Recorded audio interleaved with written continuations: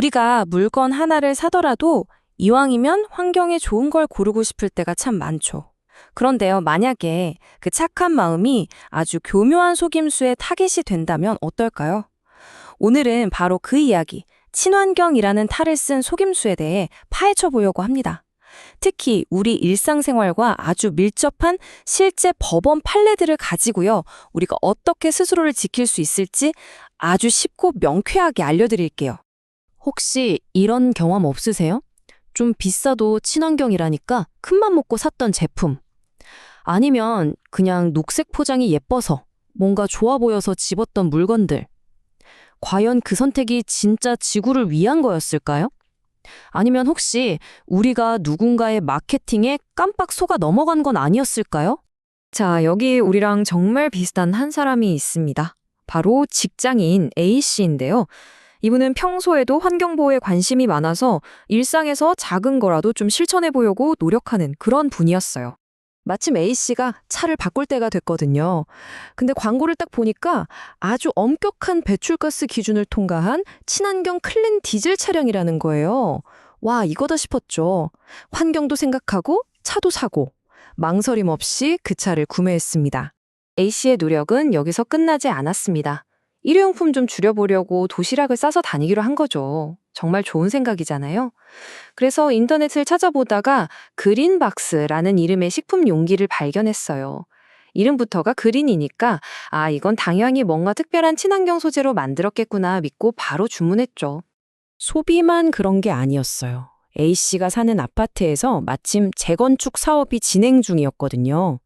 당연히 조합이 모든 걸 조합원들한테 투명하게 공개하면서 정직하게 운영할 거라고 굳게 믿고 있었습니다. 그게 상식이니까요. 자동차, 식품 용기, 아파트 재건축, 전혀 상관없어 보이는 이 세 가지 일에서 A씨는 시간이 흐를수록 뭔가 좀 이상하다는 느낌을 지울 수가 없었어요. 도대체 이 셋을 관통하는 공통점이 뭐였을까요? 네, 정답은 바로 거짓말 그리고 정보 은폐였습니다. 지금부터 A씨가 마주해야 했던 이 세 가지 기막힌 거짓말의 실체를 하나씩 낱낱이 파헤쳐 보겠습니다. 자, 이 슬라이드 한번 보세요. 정말 기가 막힙니다. 광고에서는 친환경, 엄격한 기준 통과라고 했죠. 근데 현실은요, 테스트 받을 때만 배출가스를 줄이도록 소프트웨어를 조작한 거였어요. 실제 도로에 나오면요, 엄청난 오염물질을 그냥 뿜어내고 있었던 거죠. 이게 바로 그린워싱의 아주 대표적인 사례입니다. 그린워싱, 우리말로는 위장 환경주의라고 하는데요. 말 그대로 실제로는 환경에 해로운데 겉으로만 친환경인 척 포장해서 소비자를 속이는 모든 행위를 말합니다. 그러니까 실제 환경보호 기술 개발에 돈을 쓰는 게 아니라 친환경 이미지를 만드는 광고에 돈을 더 쓰는 거죠. 그럼 그린박스는 어땠을까요? 왠지 막 옥수수 전분으로 만들었거나 땅에 묻으면 분해되는 그런 소재일 것 같잖아요. 근데 알고 보니까요, 그냥 평범한 플라스틱 용기였어요. 제품에서 그린이었던 건 딱 하나, 바로 색깔뿐이었던 겁니다. 말 그대로 초록색 플라스틱이요. 아파트 재건축은 더 심각했습니다. 조합 임원들이 돈이 오고 가고 중요한 결정들이 기록된 이사회 회의록 같은 핵심 서류들을 조합원들에게 일부러 공개하지 않고 숨겨왔던 거예요.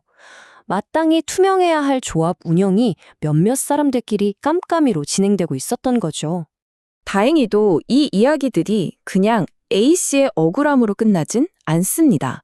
이 세 가지 사건은 모두 법의 심판을 받게 됐거든요. 과연 법은 이 교묘한 속임수들에 대해서 어떤 판단을 내렸을지 그 결과를 한번 보시죠. 결과를 한눈에 정리해 왔습니다. 자동차 회사의 거짓말은 결국 대법원에서 허위 광고로 과징금이 확정됐고요. 그린박스라는 이름은 상표로 등록할 수 없다고 특허법원이 딱 잘라 결정했습니다. 그리고 정보를 숨긴 아파트 조합 임원들은요, 유죄 판결 받고 벌금형에 처해졌죠. 세 사건 모두 법은 속임수의 편이 아니었습니다. 자, 이제부터가 진짜 중요한 내용입니다. 법원은 왜 이런 판결을 내렸을까요? 이건 단순히 너 잘못했으니까 벌 받아, 이게 아니에요. 우리 모두를 이런 속임수로부터 보호하는 아주 중요한 법의 원칙들을 다시 한번 확인시켜 준 거거든요. 그 원칙들을 제가 한번 쉽게 풀어드릴게요. 먼저 자동차 사건. 법원은 이 광고를 기만적인 광고라고 봤습니다. 왜냐? 소비자가 구매를 결정할 때 꼭 알아야 할 핵심 정보. 그러니까 실제 도로에서는 오염물질이 많이 나온다는 이 사실을 쏙 빼놓고 광고했기 때문이죠. 이렇게 중요한 정보를 일부러 숨겨서 소비자를 착각하게 만들고 물건을 사게 하는 것. 이건 명백한 위법 행위입니다. 그린박스 판결은 정말 흥미로운데요. 법원이 한 말을 직접 한번 들어보시죠. 제품의 품질이나 기능을 설명하는 일반적인 단어를 한 회사가 독점하도록 허용하는 것은 공익에 부합하지 않는다. 와, 이 한 문장에 모든 게 다 담겨 있습니다. 이게 무슨 말이냐면요. 그린이라는 단어는 이제 그냥 초록색이 아니라 친환경이라는 뜻으로 사회적으로 널리 쓰이는 단어가 됐다는 거예요. 그런데 이런 단어를 어느 한 회사가 자기만 쓰겠다고 상표로 독점해버리면 안 된다는 거죠. 예를 들면 망치를 파는 회사가 튼튼한 망치라고 광고하면서 튼튼한이라는 단어 자체를 상표로 등록하려는 거랑 똑같은 거예요. 그리고 마지막, 아파트 조합 사건. 이 판결의 핵심은 바로 법으로 보장된 우리의 알 권리입니다. 수많은 사람들의 재산이 걸린 재건축 사업에서 투명한 정보 공개는 해도 되고 안 해도 되는 선택이 아니라 반드시 지켜야 할 법적 의무라는 거죠. 그래서 법원은 서류를 숨긴 행동을 그냥 단순한 실수가 아니라 조합원들의 권리를 침해한 중대한 범죄로 본 겁니다. 공동체의 신뢰를 깨트리는 행위니까요. 자, 이 판례들을 보니까 법이 우리 편이라는 건 알겠어요. 하지만 가장 좋은 건 역시 처음부터 이런 속임수에 당하지 않는 거겠죠? 지금부터는 우리가 이런 기만으로부터 스스로를 지킬 수 있는 아주 확실한 방패, 그 사용법을 알려드리겠습니다. 첫째, 그냥 포장이 초록색이라고 에코, 그린 이런 단어가 쓰여 있다고 무조건 믿지 마세요. 환경부에서 인증한 공식 환경표지 마크 같은 공신력 있는 표시가 있는지 꼭 확인하는 습관을 들이세요. 둘째, 100% 무공해처럼 너무 극단적이거나 애매한 광고는 일단 의심부터 하세요. 구체적으로 뭐가 어떻게 친환경적이라는 건지 근거 데이터를 요구해야 합니다. 셋째, 당당하게 정보를 요구하세요. 내가 조합원이든 주주든 법으로 보장된 알 권리를 행사하는 걸 절대 두려워하면 안 됩니다. 그리고 이 점을 꼭 기억해 주세요. 결국 이 모든 법원 판결들은요, 이거 뭔가 이상한데요? 라고 문제를 제기하고 끝까지 책임을 물었던 사람들 덕분에 가능했습니다.